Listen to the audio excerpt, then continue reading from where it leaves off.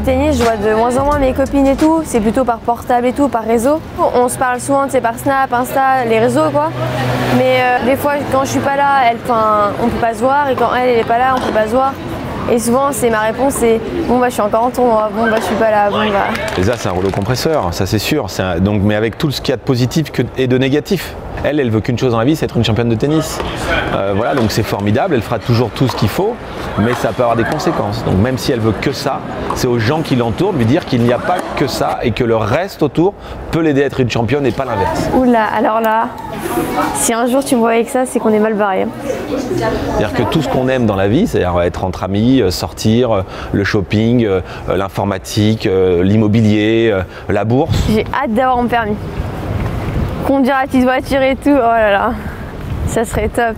Tout ça, ça peut être un équilibre. Aujourd'hui, c'est une bonne balance à trouver et on met ce qu'il faut en fonction de son équilibre personnel. Et c'est à nous qui sommes passés par là avant elle de lui dire, de lui donner la possibilité de l'ouvrir là-dessus.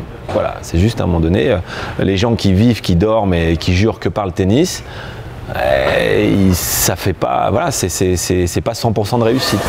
Oh non!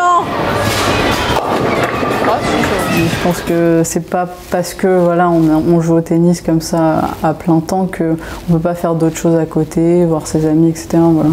L'ensemble de nos cours ou de nos séminaires est orienté aussi sur des sujets hors tennis. On les fera rencontrer probablement dans le programme de l'année à venir, à la fois des personnes qui défendent des causes qui ne sont pas uniquement des causes de tennis, par exemple Billie Jean King qui travaille sur l'égalité homme-femme, ou Yannick Noah sur l'inclusion des jeunes, bien entendu avec un axe tennis, mais avant tout sur l'inclusion sociale des jeunes.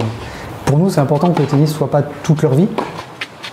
On a été visiter un tournage de film, le film 5e set, aussi pour qu'ils gardent cet état d'esprit ouvert. C'est extrêmement important qu'ils puissent conserver dans leur quotidien des soupapes hors tennis qui les ouvrent sur autre chose. C'est pas parce que je vais louper un vendredi, je vais faire en sorte de le rattraper le lundi. Je préfère prendre le temps aussi de voir ma famille, mes amis, de profiter aussi du reste. Et ça va pas m'empêcher de m'investir entièrement et à 100% dans le tennis. Il y a moyen de joindre les deux.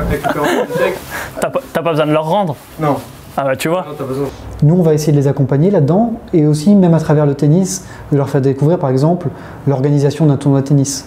Aujourd'hui, beaucoup de directeurs de tournois sont des anciens joueurs et c'est un vrai métier, un métier d'organisation, un métier dans lequel on a de la billetterie, dans lequel on a du sponsoring, dans lequel on a des échanges avec les médias. Et cette organisation d'un tournoi, c'est l'ouverture sur l'entreprise et l'ouverture sur la gestion de projet. Les conditions pour que je sois heureux, c'est que j'ai réussi dans le tennis, je suis entouré des personnes que j'aime et que le PSG gagne la Ligue des Champions. C'est une vraie chance, cette génération et ces jeunes générations, avec leur niveau de maturité à 12, 13, 14 ans, leur niveau d'autonomie, c'est une vraie chance pour la France d'avoir des jeunes comme ça qui sont nets, qui sont matures, qui en plus jouent très bien au tennis. C'est des exemples, mais pour nous aussi adultes, de jeunes qui vont bien dans leur basket et qui demain, ils ont le monde devant eux.